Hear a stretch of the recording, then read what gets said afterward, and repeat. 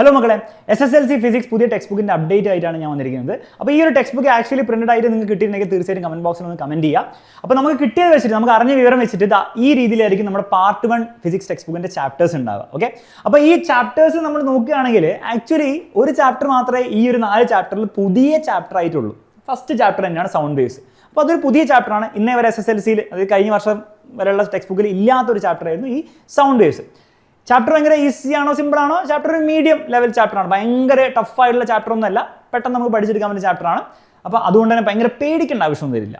പിന്നെ ഈ ലെൻസ് എന്ന് പറഞ്ഞ ചാപ്റ്റർ നമ്മുടെ കഴിഞ്ഞ വർഷത്തെ റിഫ്രാക്ഷൻ ഓഫ് ലൈറ്റ് എന്ന് പറഞ്ഞ ചാപ്റ്റർ ഉണ്ടായിരുന്നു, പ്രകാശത്തിൻ്റെ അപവർത്തനം എന്ന് പറഞ്ഞ ചാപ്റ്റർ. അതിലൊരു ഭാഗമാണ്, അതിലൊരു പകുതി എന്ന് വേണം പറയാം. അപ്പോൾ ആ ചാപ്റ്ററിനെ സ്പ്ലിറ്റ് ചെയ്തിട്ട് ഒരു ഭാഗം ലെൻസ് എന്ന് പറഞ്ഞ ചാപ്റ്ററായി കൊടുത്തിട്ടുണ്ട്. മറ്റേ ഭാഗം മിക്കവാറും പാർട്ട് 2 ഉണ്ടാവാനാണ് സാധ്യത. അങ്ങനെയാണ് ഞാൻ കാണുന്നത്. പിന്നെ വേൾഡ് ഓഫ് കളേഴ്സ് എന്ന് പറഞ്ഞാൽ ആൻഡ് വിഷൻ എന്ന് പറഞ്ഞാൽ ചാപ്റ്ററിന്റെ ടൈറ്റിൽ ഒന്ന് മാറ്റിയിട്ടുള്ളൂ. കഴിഞ്ഞ വർഷം വിഷൻ ആൻഡ് വേൾഡ് ഓഫ് കളേഴ്സിനെ ഈ വർഷം അവർ the world of colours and vision ആക്കി. ചാപ്റ്ററിന്റെ കണ്ടന്റിനുള്ളിലും കാര്യമായ വ്യത്യാസങ്ങളൊന്നുമില്ല, കുറച്ച് വ്യത്യാസങ്ങളുണ്ടെങ്കിലും ഓവറോൾ കഴിഞ്ഞ വർഷത്തെ സെയിം ചാപ്റ്റർ തന്നെയാണ്. Magnetic effects of electric current എന്ന് പറഞ്ഞാൽ ഇതിലെ 4ാമത്തെ ചാപ്റ്റർ എന്ന് പറഞ്ഞാൽ കഴിഞ്ഞ വർഷത്തെ 2ാമത്തെ ചാപ്റ്ററാണ്. ഓക്കെ, അപ്പം ഓവറോൾ പാർട്ട് 1 നോക്കുമ്പോൾ ഒരു ചാപ്റ്റർ മാത്രമേ പുതുതായിട്ട് കാണുന്നുള്ളൂ.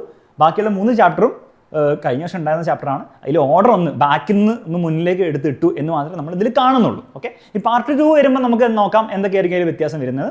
ഇനി ഈ ടെക്സ്റ്റ് ബുക്കിൽ ഒരു ചെറിയ പ്രശ്നം എന്താണെന്ന് വെച്ചാൽ, കാരണം ഇതൊക്കെ പഴയ ചാപ്റ്റേഴ്സ് ആണെങ്കിലും ഇതിൻ്റെ ഓരോരോ കണ്ടന്റ് നമ്മൾ ചാപ്റ്റർ നമ്മൾ എടുത്തു നോക്കുകയാണെങ്കിൽ ഓരോരോ കണ്ടന്റും പുതിയതാണ്. അതായത് ഇപ്പോൾ ഫോർ എക്സാമ്പിൾ ഒരു എക്സാമ്പിൾ തന്നിട്ട് ചോദിക്കും ഇത് എന്ത് മോഷനാണ്, ഇതിൻ്റെ എന്താണ് അതിൻ്റെ ഇക്വിലിബ്രിയം പൊസിഷൻ എന്നുള്ള കുറേ ചോദ്യങ്ങളുള്ള ഒരു ടെക്സ്റ്റ് ബുക്കാണ്. നിങ്ങൾ കഴിഞ്ഞ വർഷം 9ാം ക്ലാസ്സിൽ പഠിച്ച ടെക്സ്റ്റ് ബുക്കും കഴിഞ്ഞ വർഷം 10ാം ക്ലാസ്സിലെ ടെക്സ്റ്റ് ബുക്കും ഒക്കെ കുറേ ചോദ്യങ്ങൾ, ഇപ്പോൾ എല്ലാ പേജിലും കുറേ ചോദ്യങ്ങളാണ്, ഒന്നിനും ഉത്തരം ഉണ്ടാവില്ല. ഇതിന് ചോദ്യം കുറേ ചോദ്യങ്ങളായതിൻ്റെ ഒരു വലിയൊരു ഫോൾട്ടല്ല, ഒരു പ്രശ്നം നിങ്ങൾ നേരിടും. അതെന്താണ്?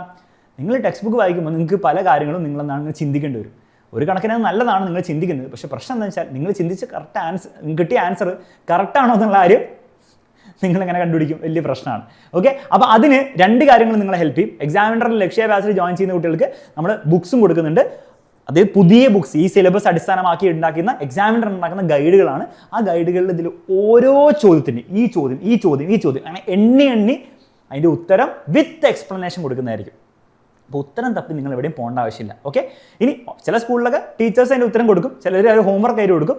അപ്പോൾ അങ്ങനെയൊക്കെ വരുമ്പോൾ എന്താണ് നിങ്ങൾക്കത് യൂസ്ഫുൾ ആയിരിക്കും. പക്ഷേ എത്ര പേര് ഇതിൻ്റെയൊക്കെ പുറകെ പോവും, ഹോംവർക്കിൻ്റെ ആൻസർ തപ്പി നോട്ടൊക്കെ തപ്പി പോവും.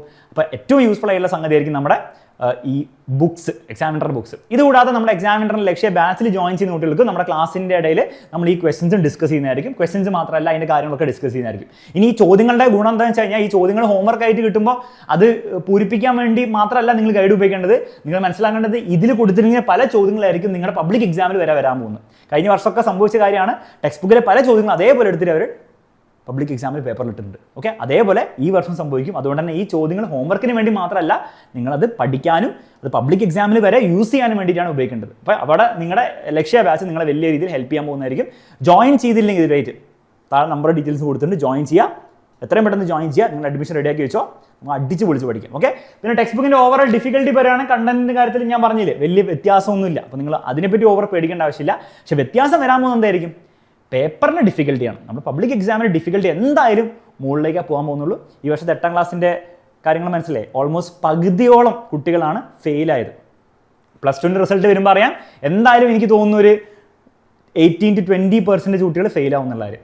ഇനി അങ്ങോട്ടുള്ള വർഷങ്ങളിൽ ഫെയിൽ ആവണം എന്നല്ല നമ്മുടെ ആഗ്രഹം. പക്ഷേ എക്സാമിന് ഡിഫിക്കൽട്ടി മുകളിലേക്ക് പോകുന്നതുകൊണ്ട് തന്നെ നിങ്ങളുടെ പഠന നിലവാരവും അതേ നിങ്ങൾ പണ്ടത്തെ മുതൽ 8ാം ക്ലാസ് 9ാം ക്ലാസ്സിൽ മുതൽ ഇങ്ങനെ ഓൾ പാസ് സിസ്റ്റത്തിലൂടെ കടന്നു വന്ന ആ ലെവലിൽ നിന്ന് കഴിഞ്ഞാൽ നിങ്ങളും ചിലപ്പോൾ ഫെയിൽ ആവാനുള്ള ചാൻസ് ഉണ്ട്. അതുകൊണ്ട് തന്നെ ആ ഒരു ചാൻസ് എടുക്കാതെ നന്നായിട്ട് പഠിക്കാൻ വേണ്ടി തീരുമാനിക്കുക.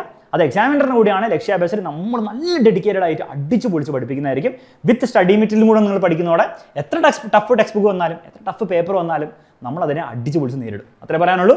മറ്റൊരു വീഡിയോയിൽ നമുക്ക് എന്ത് ചെയ്യാം, ഈ ടെക്സ്റ്റ് ബുക്കിൻ്റെ ഓരോരോ ഡീറ്റെയിൽസ് നമുക്ക് എന്ത് ചെയ്യാം നോക്കാം. അപ്പോൾ അങ്ങനത്തെ ഒരു വീഡിയോ വേണമെങ്കിൽ, ഓരോ ടെക്സ്റ്റ് ബുക്കിൽ ഓരോ ചാപ്റ്ററും ഡീറ്റെയിൽ ആയിട്ടുള്ള അനാലിസിസ് വേണമെങ്കിൽ തീർച്ചയായിട്ടും നിങ്ങൾ എന്ത് ചെയ്യുക, കമൻറ്റ് ബോക്സിൽ ഒന്ന് കമൻറ്റ് ചെയ്തേക്കാം, നമുക്ക് കാണാം.